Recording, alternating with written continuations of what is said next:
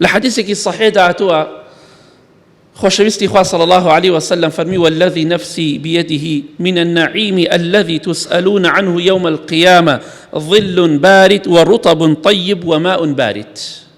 خاك بسرمان اگر خوا لمان خوش نبيت. خوشويستي خوا فرمي صلى الله عليه وسلم سوين بو خوايك جاني مني بدسته لو نازو نعمتانيك لروجي قيامتا محاسبة دكرين لسري أزعني چيا؟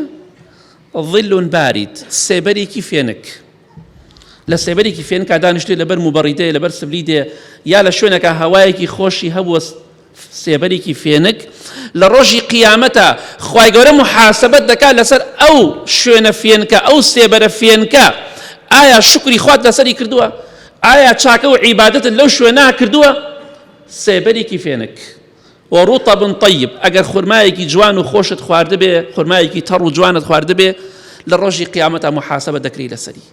ئەمە قسەی پێغەمبەری خوایە صلی الله عليه وسلم سوێن دەخوا. وماء بارد گڵاسی ئاوی ساردت خواردووە لە ڕۆژی قیامەتە محاسبە دەکرێت لەسەری. ئایا سپاسی خوات کردووە لەسەری؟ دەی هەر کاتێ ئاوی ساردت خوارد هەر کاتێ لە سێبەرێکی فێنکدا بووی هەر کاتێ ناز و نیعمەتێکی خوای گەورەت خوارد سپاسی خواب کە لەسەری. الحمد لله خوا لێت ڕازی بێ.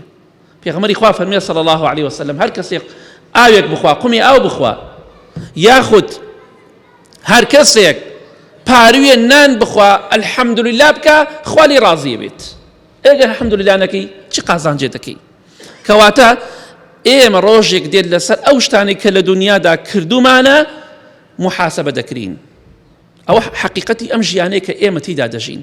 بۆیە با ئەم ژیانە نەکەینە بەدبەختی بۆ قیامەتمان هەوڵێکی باش بدەین بۆ قیامەتی خۆمان خوامان هیچ کاتێک لەبیر نەچێت.